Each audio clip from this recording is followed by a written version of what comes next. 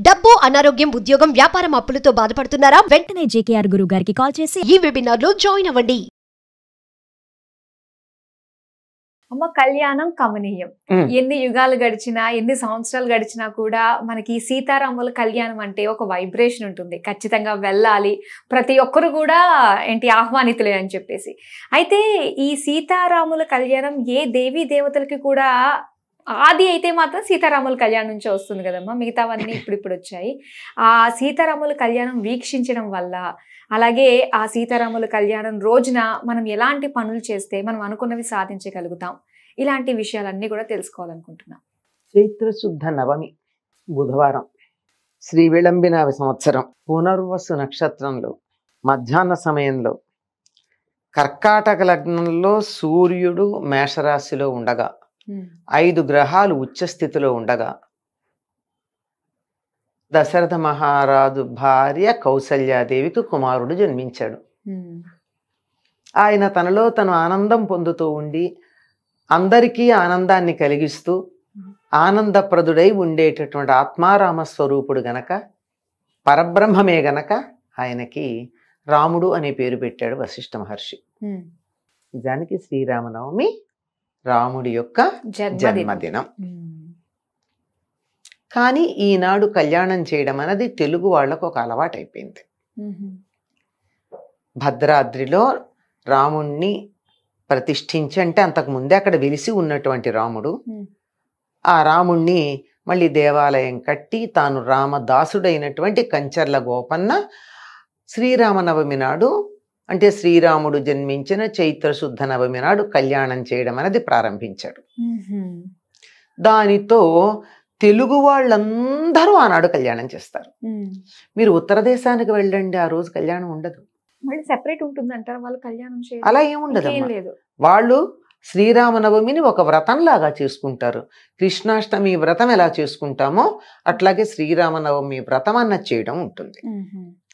ఆ విధంగా ఇక్కడ మనం చేసుకుంటున్నామంటే వెంటనే మీలాంటి వాళ్ళు ప్రశ్నిస్తారు, ఏమని, ఆ రోజు పుట్టినరోజు కదా, పెళ్లి ఎలా ఎందుకు చేశారు అంటే, మనకి మా చిన్నతనంలో మేము వింటూ ఉండేవాళ్ళం, రాముడు పుట్టింది నవమి నాడే, ఇదే చైత్రశుద్ధ నవమి నాడు, ఆయన కళ్యాణం జరిగింది చైత్రశుద్ధ నవమి నాడే, పట్టాభిషేక ముహూర్తం పెట్టింది చైత్రశుద్ధ నవమి నాడే, అన్నీ ఆయనకి పనికొచ్చే, ఆయనకి తగినటువంటివి చేసినవన్నీ కూడా చైత్రశుద్ధ నవమి నాడే అని చెప్తూ ఉంటారు.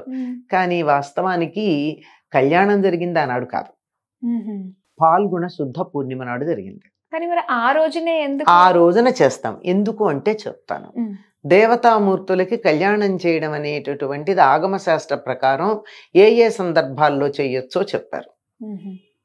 అటువంటిది నిజంగా వారికి కళ్యాణం జరిగిన తిథి, మనమంతా తేదీలు అనుసరించాం, తిథులు అనుసరిస్తాం.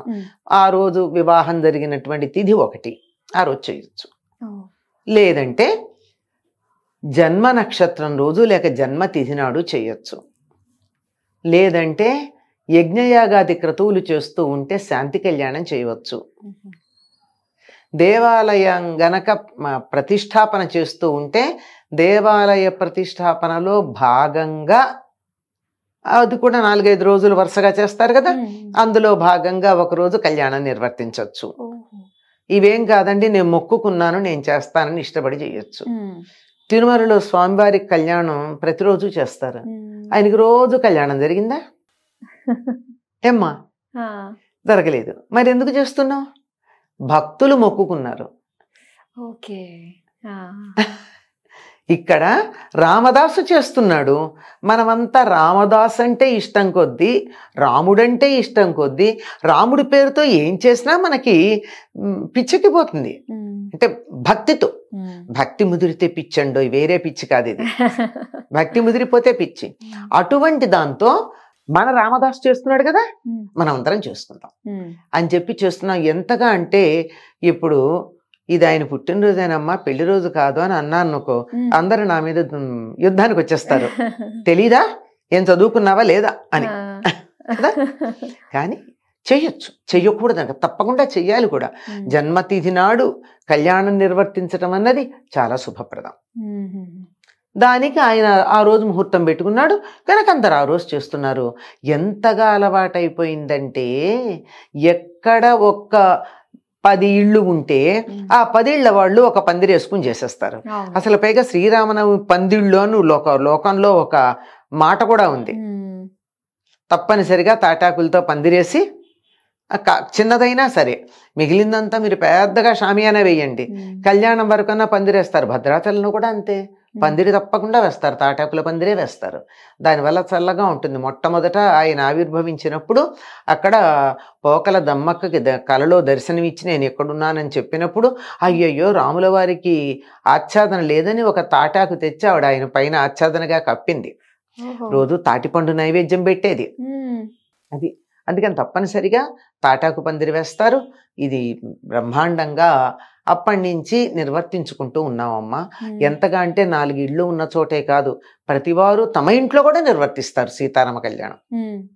దీనికి ఒక పద్ధతి కూడా ఉంది. పద్ధతి అంటే ఒక వీలు కూడా ఉంది ఇక్కడ, వీలని చెప్పాలి. ఏమిటంటే శరన్నవరాత్రుల్లాగా ఉగాది నుండి అంటే చైత్రశుద్ధ పాడ్యమి నుండి నవమి దాకా మనం వసంత నవరాత్రులు చేస్తాం. ఈ వసంత నవరాత్రుల్లో ఉత్తర దేశంలోనేమో చండీ పారాయణ చేస్తారు. వాళ్ళు శరన్నవరాత్రుల్లో రామాయణం చదువుతారు ఉత్తర దేశం వాళ్ళు.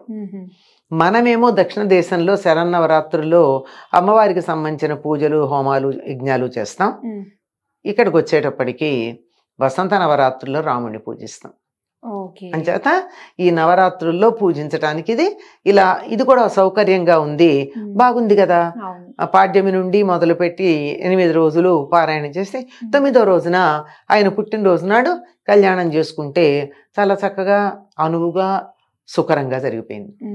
అమ్మ మామూలుగా అంటే మన పెళ్లిళ్ళు ఏ విధంగా మనం 5 రోజులు చేసుకుంటాము, 16 రోజులు చేసుకుంటాము, అలానే రామ కళ్యాణం కూడా మనం చేయొచ్చు అంటారా?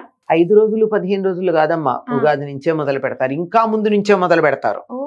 ఇంకా 1 రోజులు దరిదాపుల్లో ఒక తిథి ఉంది, ఆ రోజున మొదలు పెడతారు పెళ్లి పనులు చేయడం. మనకు కూడా పెళ్లి పనులు చేయడానికి ఓ రోజు మంచి రోజు మొదలు పెట్టుకుంటారు కదా, పసుపు కొట్టడం దగ్గర అవన్నీ మొదలు పెట్టుకుంటారు కదా. గోదావరి జిల్లా వాళ్ళు అయితే ఏదో పందిరి రాట వేసామంటారు, మనమైతే విఘ్నేశ్వరుడికి బియ్యం కట్టుకున్నామంటాం. ఆ రోజు ఇట్లా ఏదో ఒకటి చేస్తాం, అట్లాగే మొదలు పెడతారమ్మ. అలానే చేస్తారు. అయ్యో కళ్యాణానికి ఏర్పాట్లు చేసుకుంటారు, చేసి దానికి మరి ఆలయాన్ని శుభ్రం చేయడం, రంగులు వేసుకోవడం, ఇట్లాంటి పనులన్నీ ఉంటాయి. ఇవన్నీ ఉండడం, వారికి మరి మంచి వస్త్రాలు, నగలు, ఏర్పాట్లు, నగరాన్ని, ఆలయాన్ని అంతా అందంగా అలంకరించుకోవటం, ఇటు ఏర్పాట్లన్నీ ఉంటాయి కదా, అన్నీ చేస్తారమ్మా. సంక్రాంతి వెళ్ళంగానే మొదలు పెడతారు గోదావరి జిల్లాలో కొన్ని గ్రామాల వాళ్ళు. వాళ్ళ పొలాల్లో పండినటువంటి ప్రత్యేకంగా పండించుకున్నటువంటి పంటను తెచ్చి ఇంట్లో పెట్టుకుని వడ్లని ఒలిచి బియ్యంగా ఒలుస్తారు. ఇలా ఒలుస్తారు, అది ఒలుస్తున్నంతసేపు రామనామమే చేసుకుంటారు, స్నానం చేసి కూర్చుని. అట్లా చేసినటువంటి ఆ బియ్యాన్ని తల మీద పెట్టుకుని చెప్పులు లేకుండా ఆ గోదావరిని ఆ పక్కన దాటి వచ్చే మార్గం ఉంది కదా భద్రాచలానికి వచ్చేది, అలా వచ్చి రాముల వారికి ఇస్తే దానిలో పసుపు కలిపి మనం అక్షతలు తయారు చేయడం ఉంటుంది. ఇలాంటి ఏర్పాట్లు ఎన్నుంటాయి. తెలుగువారి జీవితంతో భద్రాచల రాముని యొక్క కళ్యాణం చాలా మమేకమైపోతుంది. ఎంతగా అంటే మన వాళ్ళు ఉత్తరాయణం వచ్చింది, శుభకార్యాలు చేసుకోవచ్చు కదా, ఆహా పెళ్ళిళ్ళు రామకళ్యాణం అయితే కానీ చేయరు, ముహూర్తాలు పెట్టరు. జ్యోతిష్ శాస్త్ర ప్రకారం అభ్యంతరం ఏం లేదు, కానీ మనకొక సెంటిమెంట్. రాముల వారి కళ్యాణం కాకుండా మన ఇంట్లో కళ్యాణం చేస్తామా?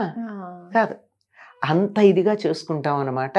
సీతారామ కళ్యాణం మన జీవితంలో అంత అంతర్భాగం అయిపోయింది. ఇంతకీ దీని ఫలితం ఏమిటి అని అడిగారు. దీనికి ఫలితం ఏమిటి అంటే దేవతామూర్తుల కళ్యాణం చేయడం అనేటటువంటి ఒక సంస్కారం, ఒక సంప్రదాయం భారతదేశంలోనే ఉంది. దేవతామూర్తులకి ఎందుకు కళ్యాణం చేస్తాం? దీన్ని పెళ్లి, వివాహం ఇలాంటి పదాలు వాడాం కదా, కళ్యాణం అంటాం. కళ్యాణం అంటే శ్రేయస్సు, మేలు. కళ్యాణ్ డిపార్ట్మెంట్ కూడా వెల్ఫేర్ అనే అర్థంలో కళ్యాణకారి అనే పదం వాడతాం కదా. అటువంటి కళ్యాణం లోక కళ్యాణం కోసం చేసేది. అందుకే మంత్రం చెప్పేటప్పుడు మమ జీవన హేతున అనకుండా కంటే బధ్నామి సుభగే అని చెప్పే చోట మమ జీవన హేతున అనకుండా ఏమంటారు, లోకరక్షణ హేతున. లోకానికంతా మేలు కలగాలి, లోకమంతా భద్రంగా ఉండాలి అనేటటువంటి కారణంతో ఈ మంగళసూత్రాన్ని నీ మెడలో ధరింప చేస్తున్నాను అని చెప్పి రాముల వారి చేత అనిపించి సీతాదేవి మెడలో కట్టిస్తారు. సీత ప్రకృతి, రాముడు పురుషుడు.